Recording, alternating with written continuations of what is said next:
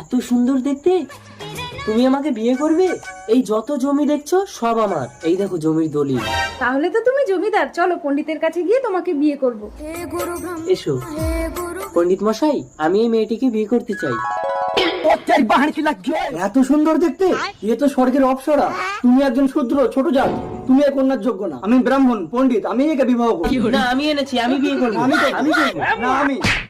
কি তুই ব্রাহ্মণের গায়ে হাত তুলিস? তোকে আমি এমন অভিশাপ দেবো। এগুলি চামচুলি চামাকাটা মজুমদার তোর বউ আমার।